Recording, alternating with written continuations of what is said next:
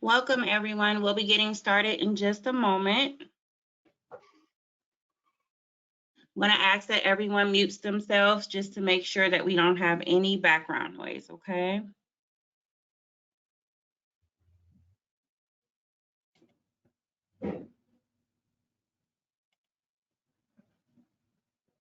Welcome, welcome. We have some more people coming on. We're going to go ahead and get started. Please make sure you are muted so that way there's no access background noise, okay? Welcome everyone to the Northeastern Ohio Transportation Equity Forum series. This is series 1. Today we're going to be having a conversation with our local transportation providers in response to COVID-19. Today's webinar has been brought to you by the same sponsors we had last year, which is Services for Independent Living, Western Reserve Area Agency on Aging, and Ohio Developmental Disability Council. Just want to go over a few housekeeping rules with everyone. All participants should be muted during the webinar, please. Type any questions that you have in the question box. If you are calling over the phone, there will be a segment at the end of this webinar for us to go over questions. So we will then, ask the people who actually called in if they have questions, since of course you cannot type your questions in the question box. We will attempt to answer all questions at the very end, okay? A recording will be available on our website at www.sil-ohio.org. There will be a satisfaction survey that will pop up at the end of this webinar for those who are actually on the computer. Please fill it out. This is how we get our feedback on how we are doing, and also how we get ideas on other topics to cover for future webinars. Those of you who are on the phone, I will shoot you an email of our survey, so that way you can attempt to fill it out as well, okay? And then a copy of today's PowerPoint that will be presented today is available for download in the handout section. So those of you who are actually online, you can go ahead and just click that section and download it if you like. And for those of you who are on the phone, I could get you a copy as well, okay? So we have 3 great presenters today.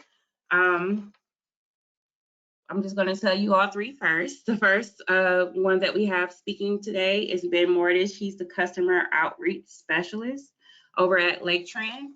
And then we have Janice, and I always say her name kind of weird. I think it's DeZigio, and forgive me if I said that wrong. And she's the Senior Transportation Connection Executive Director over at the Senior Transportation Connection Center. And then we have Venetia Houston. She's the Transportation Manager for Paratransit over at RTA. First up, we're going to have Ben Mordish. Ben, you have the floor, and we are very happy to have you back here today with us. Oh, thank you so much for inviting me, and welcome everyone. I'm Ben Mordish from LakeTran. LakeTran is the transportation authority for Lake County. So I'm going to talk a little bit about just a review briefly, and then we'll go forward with where we are right now. Things are really looking up. So if you could advance the slide, please. All right, and Ben, you have your camera on, right? I have my camera on. I can see me. Okay, great. Okay, so our 3 services, of course, we never stopped providing service during this time. We have the local routes 1 through 9, which are at approximately 80% capacity now. So things are really ramping up. They went from 5 to 10% of ridership back in April. Now we're taking around 1,000 people a day on the local routes. So it's getting back to normal, about 80% of our capacity on a daily basis of what we usually experience.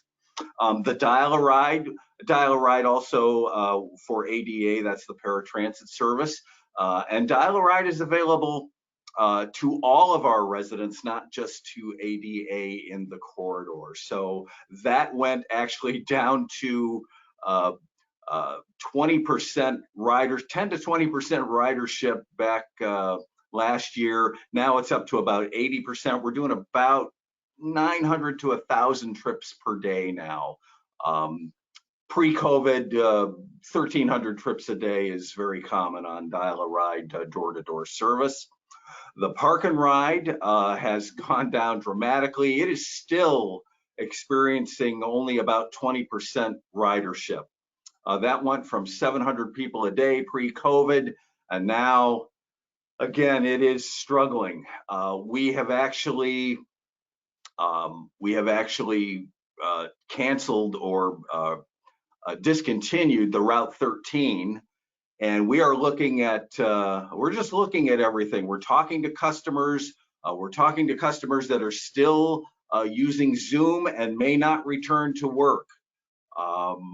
So that's a situation that is really in flux right now. Again, we're at about 20% capacity.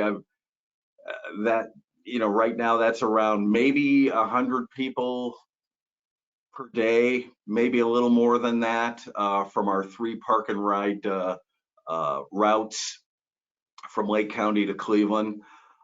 Next slide, please. So again, just a quick review. Park and Ride, we do take our commuters and our college students to Cleveland State and Cuyahoga County Community College. And of course, the commuters are working downtown, or were working downtown. And then the Dial-A-Ride, of course, is available to all of our residents. And there's one of our customers going to the doctor, another young lady in the middle there in the bottom using our local route going to school. And that gentleman is actually, he was going grocery shopping that day on a local route and making a stop request. Next slide, please.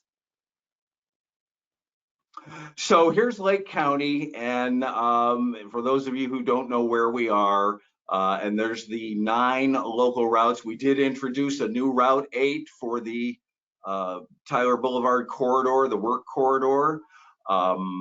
We continue at Lake Tran. Of course, we always were disinfecting and cleaning our buses on a daily basis before the pandemic. That continues. We also have masks and hand sanitizer on board all of our buses. I have a large stash of them that are available for customers if they want to call me or call customer service. We'll continue to send masks out if anybody wants one. Masks are required, of course, on our local routes, well, on all of our buses, and in the building, in the lobby, and certain areas where the public does come together, masks are still required. We still wear them pretty much in the building, following the guidelines of the state. But I have, everybody's very anxious to, as I've been around town, seeing a lot of people without masks. I was at an event last night till 9 o'clock, and virtually nobody had a mask on that I could see, and there were hundreds of people at this outdoor event that I was participating in. So next slide, please. Again, our current protocol, masks are still required. All 3 services, we're still providing everything to the customer if they need it. We do have the seats blocked off on our local routes for social distancing, and we did add another route bus for the most used service, the Route 1. We do have an extra bus there, and we have 40-minute times now as opposed to an hour. Trip separation on a Dial-A-Ride whenever possible, and all the drivers, of course, have barriers, and the cleaning and disinfectant is on each and every bus. Next slide, please. I added to my checks travel safety program, hand sanitizer, face mask, and shield. I have a face shield that I was using on the bus when I was travel training. I am travel training, of course, back now on the local routes. But I did add these to my checks list, and I give this to all of our customers and all of my students, when we do our pre-trip to go on the bus. Next slide, please. And so Lake Tran joined the Easy Ride Ohio, American Public Transportation Association's Safety and Health Commitments Program. We have a logo on all of our buses that we are participating in that and all those safety protocols. And I am happy to say that to this date, we have had no reported anyone, including our drivers, catching COVID on the bus, using the system, using Dial-A-Ride. With contact tracing, we had no reports of anyone contracting the COVID on our system that we know of. That's what was told to me. Next slide, please. So during this time, and we do continue to run a free paratransit door-to-door for customers. This is a really nice service that we are continuing. We did have a commuter service to the Wolstein Center. That has been discontinued because that's no longer going on, but we were providing free at no cost service to anyone in surrounding counties as well. They can come from Geauga County, Ashtabula County, and go into the Wolstein Center using our commuter bus at no cost. And the service was from 8 in the morning till 4 p.m. was the last bus leaving the transit center across from the college. The last bus would leave at 6 p.m. The Dial-A-Ride in Lake County, we still are providing door-to-door service to any vaccination location that a customer wants to go to. And this is at no cost. And we will actually wait for the customer and wait the 15 minutes that they advise for once you get your vaccination shot. They want you to wait, see if you've had a reaction. The bus will wait for you and then take you directly home. We are still providing that service at no cost, and that's to anyone in our county. So that's been a really popular service.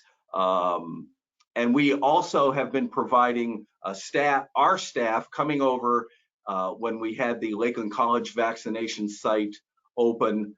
They did up to 6,000 vaccinations a day, and so we were allowing our employees to go and help with parking and logistics, anything that Lakeland needed. We're a partner with them. We have the Route 7 there, and of course we have our new transfer center that had opened there, and the commuter buses were leaving from that parking lot to go to the Wolstein Center, which of course that's been discontinued. But these are some of the things that we participated in over last year, and it was a really great thing that we experienced with our customers. We also provided and continue to provide a mobile food bank.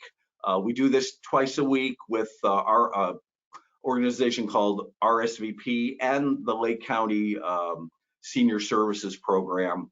I did that actually yesterday. I was participating in that, where we have mobile food service. We have a Dial-A-Ride that is used exclusively for that service, a bus. Next slide, please. So here's some of the numbers. These numbers have changed since I made this slide. We actually only provided 87 trips to the Wolstein Center. After all that time, we had buses available. Only 87 people availed themselves to go down and use the Wolstein Center for their vaccination site. I think that was light because they opened it up at Lakeland locally, and that's where we had a lot of participation. When I did this slide, we provided 929 free trips door to door for people to get there, for our customers to get their vaccinations. That has changed. We've added about another 500 people to that since I made this slide. So it's right around 1,400 people so far have taken advantage of that. And again, I said before, no known transmission of COVID on our service to the drivers or the customers since it's been a little over a year, so since March 15th, 2020, that we know of. We didn't get any reports of anything at all. But we're continuing, of course, to, the buses come in, they're disinfected, the drivers have disinfectant with them, masks, there's hand sanitizer as you leave the bus. We do have a movie that I made prior to the COVID ramp up that expressly encourages you to use hand sanitizer when you do leave the bus, and don't touch your face. We still want you to be safe, and we still want to, these things that we've come to they're kind of everyday life now, you know. We're still encouraging that to keep people safe. I believe Ohio has about 50% of their population vaccinated completely, but you know, there's the ways to go, and there's the variants that people have to deal with. But I can tell you, I've been travel training on the local routes, and 98% of the people we talk to, of our customers, are very confident about riding the bus. And I think that's one reason that things are picking up. You know, we're really excited to get back in the swing of things. I'm teaching face-to-face now. I love it. I've really missed being with the schools and the kids and my adult customers. I have travel training this afternoon for paratransit, and tomorrow, one-on-one, I'm actually visiting people at their home. And you know, whether we choose to sit outside or stay inside, that's going to be up to them. I'm completely comfortable with it. I do keep a mask with me, and I do keep my face shield if they, you know, if they feel they want me to wear that. But I've been very comfortable with everything. So that's what's happening at Lake Tran. I'm really proud to be a part of our company. How we have responded has been very proactive, and you know, we're just really happy to be participating in public transportation in Lake County. So that's my show. All right, Ben. Thank you so much for that extensive review of like how we started to where we're at now in this whole COVID mess. So thank you so much. And Lake Tran is doing an awesome job. Now I want to go ahead and introduce Janice DeZigio. She is the Executive Director over at the Senior Transportation Connection. Yes, good morning, everyone, and thank you for the opportunity, Services for Independent Living and our other sponsors, to talk about the year and what a year it's been for Senior Transportation Connection. Certainly a year of challenges and opportunities. India, if you'd go to the next slide, please. What I'd like to do today is remind you of Senior Transportation Connection and the work we were doing pre-COVID, what we did to manage resources and our relationships with our customers and stakeholders and our people, of course, during COVID. And then as we come out of it, what we're beginning to look like post-COVID, which also comes with a set of opportunities and challenges. So a reminder, you can go next, India. A reminder of our footprint, and this is numbers from 2019, when our last full year of operations. Our mission is really to provide affordable and accessible transportation to older adults and those with disabilities throughout the county. The dark blue on the map reflects the communities in which we have contracts to transport their older adults and people with disabilities.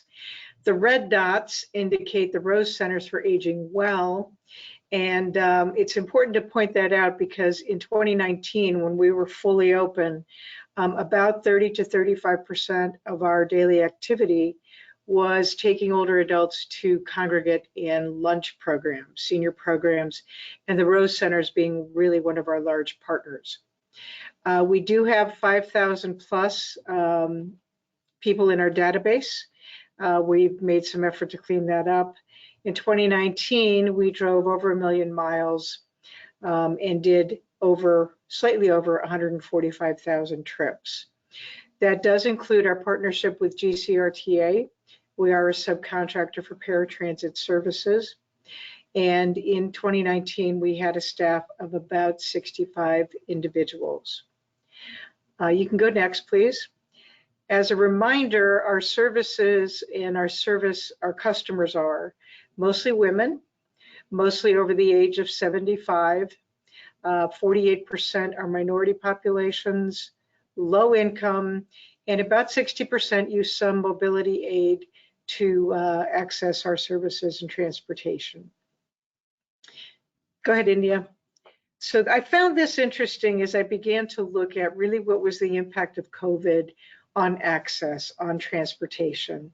And it's no surprise that there was a decrease in all modes of transportation, and certainly impacts on accidents, safety, environment, and fuel consumption. So take, for example, your personal automobile.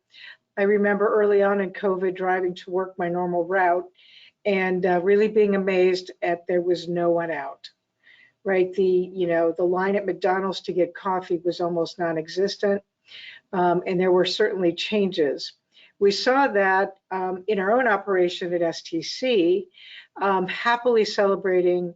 We weren't going through our fuel bill as much as we were, but also our accidents were down, which was saving us money, and we were noticing more emphasis on safety because our drivers did not have to worry so much about the volume of drivers on the road. We know that the airlines certainly suffered losses because of the decrease in riders.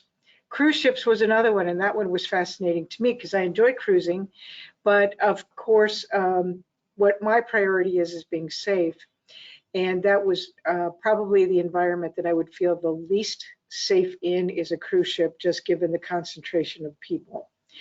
Public transit certainly saw a decrease. We did in our relationship with GCRTA, and you would notice some of the buses and the fixed route systems were nearly empty during the apex of the COVID pandemic. Rides share services also decreased, and certainly with schools out and specialty transportation for other populations had an impact. Ben mentioned the remote work and the impact that that had on Lake Tran. We saw that a little bit in a few ways. One, some of our workers, our call center staff and schedulers in particular, were able to work from home, and there was much more flexibility. But the other thing we saw anecdotally as our trip volume went down, adult children working from home were able to play a bigger part in caregiving and transporting their older adult or loved one to appointments as necessary. So our reasons weren't all COVID, but rather people had different ways to access, especially medical appointments that they needed. We also see that caregiving role for children as they were out of school, and primarily moms were home to take up that responsibility. Please go ahead, India. So the impact of COVID on us in 2020, we did make a decision last March to remain fully open and see what came our way, focusing on the mission of, first of all, older adults and using our tools, our transportation resources to be helpful to those who needed it. We did go to a low, let's say a high of 500 trips a day in 2019 to a low of just under 100 trips in early in 2020. The 60% overall reduction we saw is an average for that peak period of really March of 2020 through, I would say, September of October. And that was due to, of course, the general quarantine, but also that congregate settings were closed, senior centers were closed, and that was, again, 30 to 35% of our activity. The good news is the population we serve, older adults, heard the message, heard the concern that was a at-risk population. So please don't go out, and if you do go out, be safe. We did give priority to medical, dialysis, and our partnership with RTA. And as Ben mentioned, this remains in place. Masks, social distancing, and cleaning of our buses is something we do and we continually work on with our drivers. We do have masks available on all of our vehicles, as well as hand sanitizer. But during this downtime, I kept pushing staff to say, well, what else can we be doing? Because when you're in the thick of it, when you're doing 500 trips a day, you're not thinking of what don't I have time to do? Now that we have time, how can we make our operation better? We started to explore relationships with other providers, knowing that other transportation services were likely decreased as well. We didn't want them to close because when things came back, everybody was going to need the service, maybe not returning to 100%, but certainly 60, 70, 80%. And we want to make sure that other services complement, and we work with other providers to keep providing services to people who need it. We did have the opportunity to review and update our internal training for both our driving staff and our call center team. That's something you're always going to get to. This allowed the time to do that. It also gave us a window to really spend some time on organizing our human resources. As you know, with hiring drivers, actually hiring all staff and working with seniors, we have a lot of steps to go through, including drug and alcohol testing, background checks, the training, which is pretty comprehensive for us. And we did spend the time organizing, which seemed like a really insurmountable task, but we got to it slowly by working on it through our downtime. And also we spent some time verifying our own records. So those were either when people did call in, we were verifying all of our information, or we were calling them and saying, we haven't talked to you in a while. Do you still need the lift on the vehicle? Do you still travel with a personal care attendant? And things that we may be able, do you have a cell phone now that we can update our record? So we did make the best use of the time we had available throughout our operation and during that time. So if you go next, India. Managing our resources was critically important. This is almost awkward to say, but we came out of COVID in our financial position stronger than we went into it. And that was for a few reasons. Of course, getting some additional funding helped. That came through our Cuyahoga County operating grant.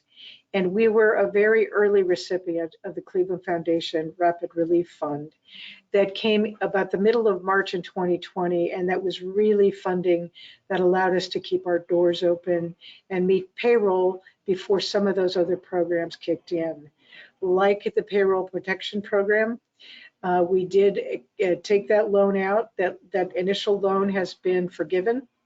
And we are in our second PPP loan. And we're using that to support our workforce during this still interesting time. We've had positive negotiations with our vendors and partners. We're slowly bringing vehicles out of mothballs and making sure we can put them back in our fleet. But that also saved us some resources through the pandemic in 2020. And they're cutting the grass right in front of my office if you hear that background noise. So next, India, thank you. Personnel was a big issue for many of us, and for STC, it still remains a challenge, primarily because of our pay range. But we did begin to reduce hours. We did have a layoff in early 2020. We began to recall employees as soon as August, September, and October of 2020. And by that point, we had a sense of who was going to come back and who wasn't. For the workers that we retained and we had to reduce their hours, we benefited from the Shared Work Ohio program, which was a little different than typical unemployment. It is to make sure people are not laid off, but working reduced hours and still being able to access that full pay benefit through Shared Work Ohio. For the cost, for the economical benefits, which are vision, dental, et cetera, we kept those benefits for the workers that were laid off and for the workers who may not been able to afford them. And we continued healthcare for our employees for as long as we could. When we knew that people were leaving our employment voluntarily, we of course extended COBRA and tried to make sure for as long as possible people had coverage. We really tried to support the team that stayed with us. They had new challenges, but we did a lot of recognition. We still do, bought lunch and pizza parties every once in a while, gift cards as a way of saying thank you. And I'm sure many of you have already navigated tricky employment issues in the year of COVID. I have a sister who's an attorney, and I tell her you will probably be busy navigating COVID issues legally for the next 10 years, because so much was so radically different and so quickly that we didn't know if we were making the right decision. We had to navigate 2 employees in particular who kept coming back with extended medical leaves, which it took a while to sift through, but we finally resolved those, determining that they would not be able to come back to the employment we needed in a good way. So those are now terminated employees. And throughout the process, we did retain an HR consultant just to double check that we were staying legal and also treating our people as best as we could given the circumstances. Ben mentioned vaccinations, and that was a huge opportunity, and we were waiting for it, as were many others. Our first coordination was with Cuyahoga County and the Wolstein Center. And let me take that back a little bit. As soon as COVID or vaccinations were available and we started getting calls from the seniors in our communities, we were delivering those trips. Wolstein Center actually came a little late to the table, I think. And by the time they were ready to ramp up, my guess is many of the seniors that we work with had already arranged for their transportation. But in total, we did do about 300 trips to the Wolstein Center, specific for vaccinations and to the senior adult population. We also worked with the Western Reserve Area Agency on Aging to do shuttles from one senior building to another where the National Guard was administering the vaccines. Did about 200 individuals that way. We were always in tune with the clinics that were being offered throughout the city of Cleveland, many of them in sites that we already were going to, and supported that effort. And also, again, individual requests. In total, we delivered through the end of May, 723 trips specific for COVID-19 vaccinations. And we recently discontinued delivering shelf-stable meals. That need has been met as individuals are getting their meals or being able to go out grocery shopping, and we're reasonably sure that they're getting the food they need. And we still do a few hot meals on the east side, but I expect as senior centers open, that will, and we bring people back to a congregate setting, that need will go away as well. A couple of challenges that we're experiencing now and I expect to have in the near future is our ability to really return to scale. If everything came back to normal as it was in 2019, how quickly could we achieve that? One of our challenges is recruiting of drivers. As we know, the workforce issue is pervasive. Many employers just can't get people in the door, train them even at $20 an hour. So we're making a real effort to take very good care of the people we have.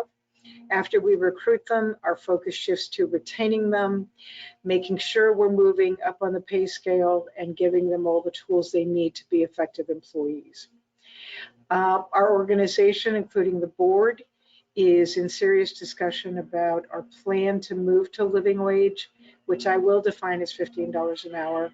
We're currently hiring below that, but the focus really is on how we get to that living wage and make sure that that's applied equitably throughout our organization.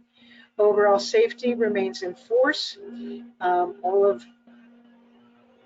going to wait till this gentleman leaves in just a second. He's doing a really good job though. Overall safety will always remain paramount in our operation as it was before COVID, but we learned some lessons during COVID. And I think that's raised our awareness overall with our staff. And to continuously assess the risk and the exposure of our vehicles and having a real focus on our safety. So moving forward, I believe is the next slide, India. Maintaining our safety practices. We are beginning to see some centers reopen, most recently North Olmsted, but people have to be scheduled for activities before they can be schedule a ride for us to take them. So it's going to be a different delivery than it was in the past, and part of our challenge is to embrace what's different, and also shame on us if we don't take the opportunity to say we can do things differently and more efficiently.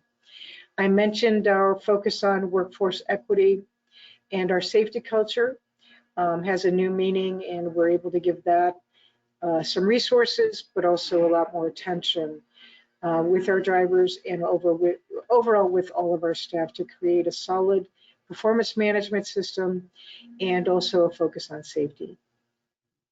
We are looking at subcontracts with disadvantaged business enterprises and women business enterprises.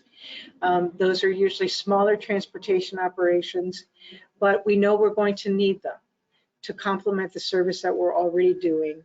And we're also ensuring to our current affiliate partners, which is about 30, that the services that a subcontractor will deliver will be the same that you're receiving from STC in terms of customer service and the safety of the drivers. We will explore and began to explore partnering with rideshare services, specifically Uber, Uber Health, and Lyft, to see if that has a niche where STC can be a broker of those services, again, assuring the same quality of service. And one thing we became aware of during COVID, you may have heard the vaccination queens, who were taking calls from seniors who did not have technology to book or find a vaccination. That was a wake-up call for us, a little too late, how we could have been of assistance, but moving forward, that's always going to be on our radar to see how we can use our call center in other ways to be of benefit to the people that we serve. So that's an update of STC. I think my contact information is on the next slide. We're pleased to be on this side of the pandemic. Certainly we will still have challenges, but I feel good that we have met them, and we will continue to do that, and look forward to any questions that you may have. And again, India, thank you for the opportunity. Thank you so much, Janice. Next, we are going to go right into Venetia Houston's presentation. She is the Transportation Manager and Paratransit over at RTA. So Venetia, you have the floor now. Thank you so much, India, and good morning all. Good morning to our sponsors and also to Lake Tran and STC. RTA is very, very happy again to be on this panel, and thank you, India, again for allowing me to be successfully on this panel with Janet and Ben.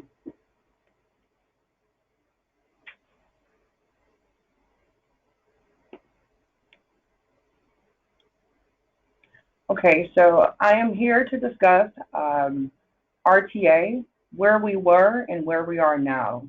The agenda is going to go over COVID-19, our past state, and then we're going to go into how we have implemented our past state and where we are currently now, as Lake Tran and also STC has reviewed. It has definitely been a challenge, but it's been a successful challenge in so many ways, and I'm going to talk about those high-level successes within this PowerPoint. Next slide, please. So Greater Cleveland RTA, our past state, when COVID-19 definitely took a significant impact in Northeast Ohio, RTA was not prepared. And so what we had to do is develop a COVID-19 task force that consists of executive management, the board, executive management, as far as managers, supervisors, even frontline workers, to really collaborate and to ensure the fact that we were able to keep up with all the fluid changes as it relates to the regulations and mandates of COVID-19, and also to ensuring that we're compliant as a public entity.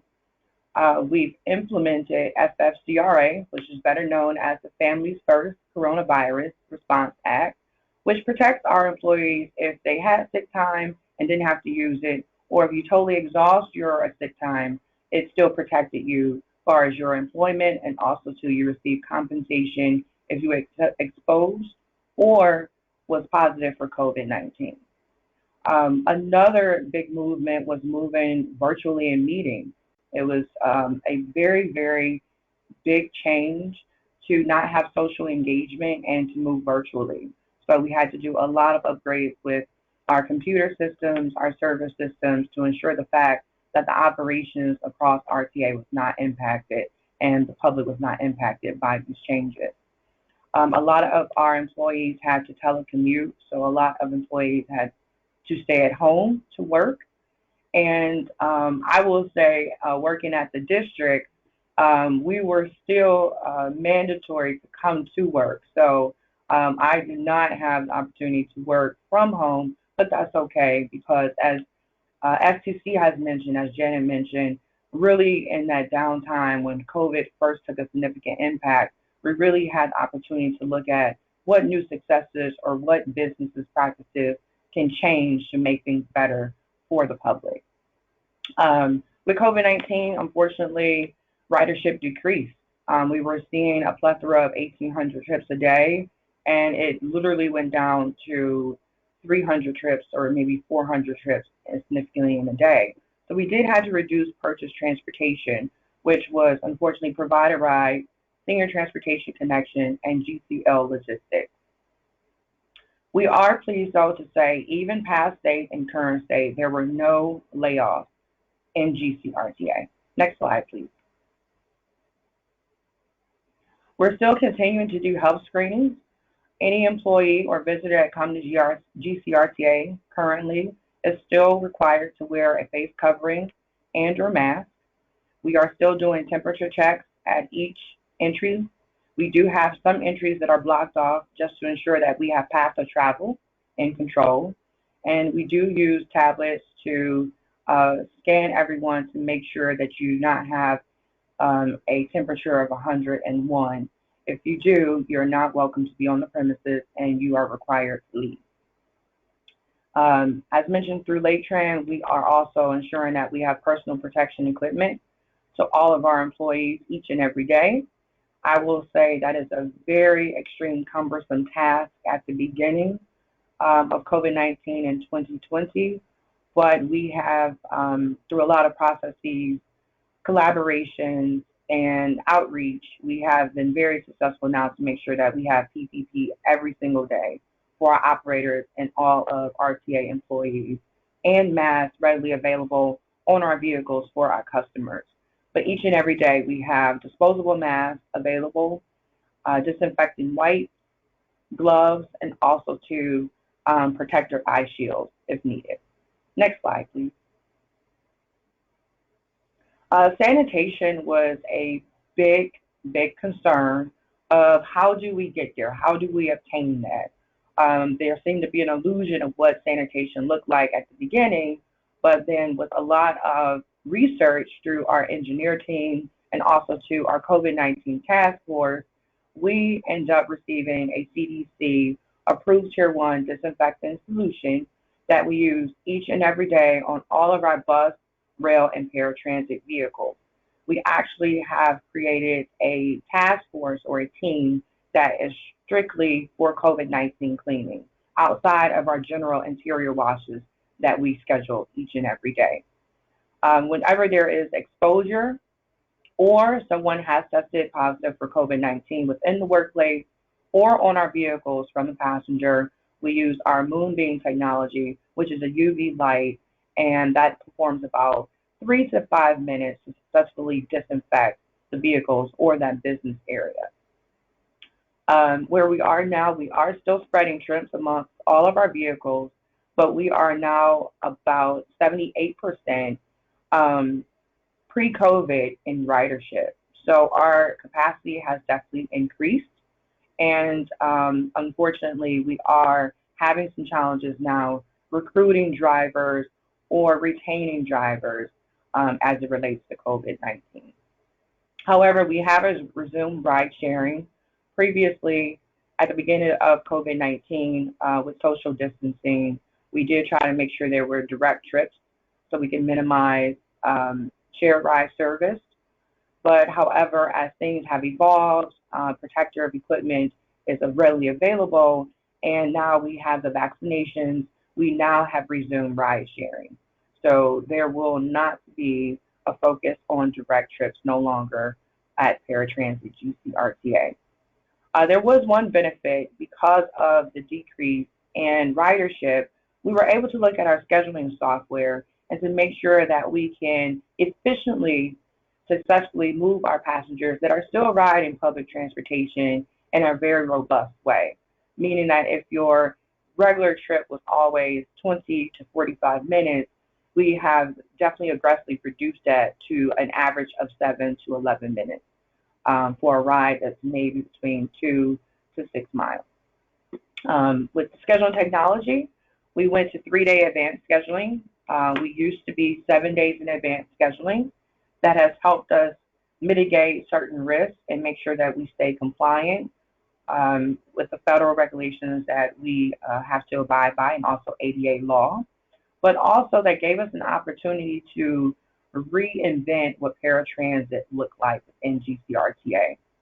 And with that, with the 3-day advanced scheduling, I hope that the public has seen, as we know with our numbers, that our average speed to answer has reduced significantly, literally about 80%. So instead of waiting how we were about a year ago pre-COVID, maybe 14, sometimes 20, and some of you may shake your head, maybe 40 minutes in the queue, we are proud to say that the average wait time in the queue now is about 2 minutes. Next slide, please. Paratransit vaccination ridership. We were an intricate part too at the Wolfstein Center as far as shuttle service. We are proud of that particular service that we provided.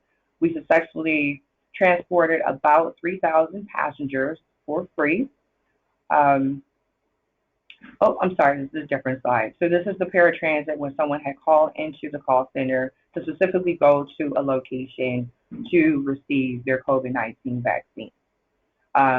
This was something that was a little bit tricky for us because there was a lot of customers that felt that social distancing was very important, as we do, but we had to implement certain parameters such as not waiting idle at that destination, but making sure that we reduce the duration of stay from 1 hour to 30 minutes as it relates to the changes in the wait time of COVID-19 at any destination.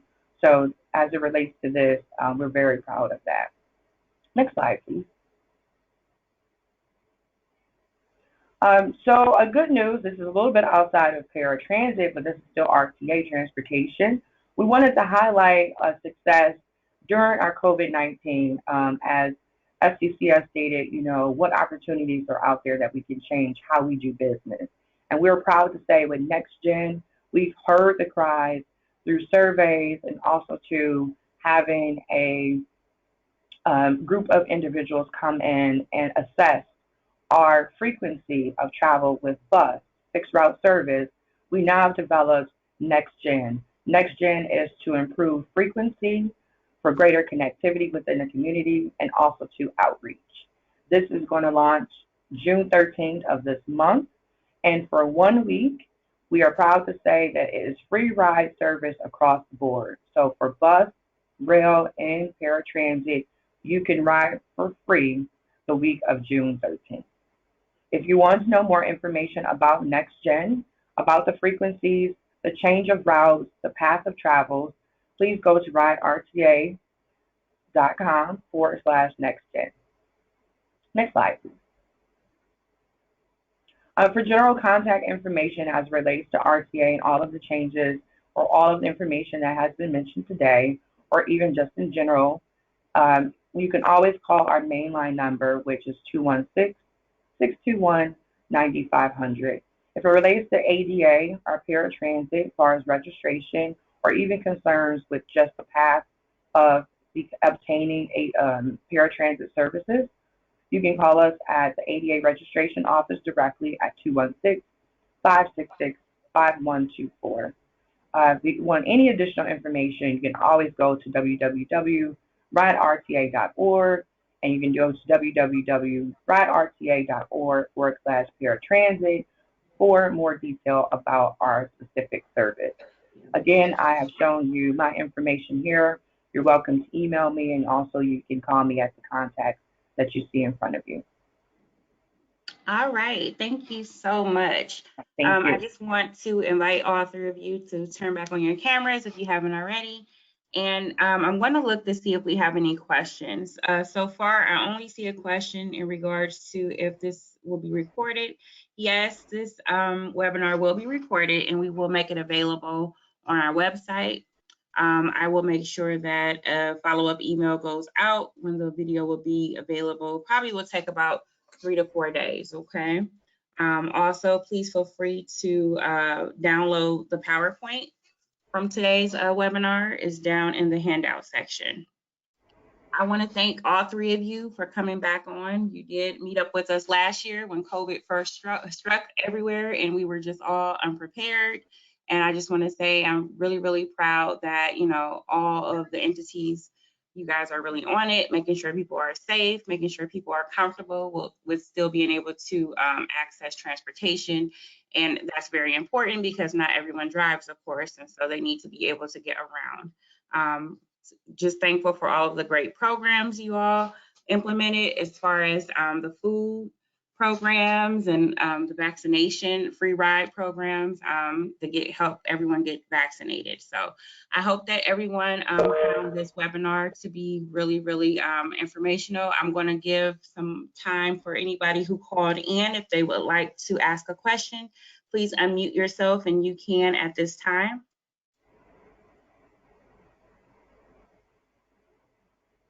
Okay, so if we have no questions, again, here is all three speakers' information. I will make sure that our 4 callers that called in get this information. I will email this to you. It just has Ben, Janice, and Venetia's contact information on how you can reach them. I want to say thank you again to everybody who attended, and I hope to see some of you on some of our future webinars. We will be having 2 more webinars this month. That information should be going out in regards to the Northeastern Ohio Transportation Forum. Okay. Any other questions? If not, no. Okay. Well, thank you all. Thank you. Stay safe. And it was so nice to see you guys. Hopefully the next time around we can have an in-person. Yeah. Yes. Look forward to it. Yes. All right. Thank you, everyone. Have a great day. Thank you. Bye-bye.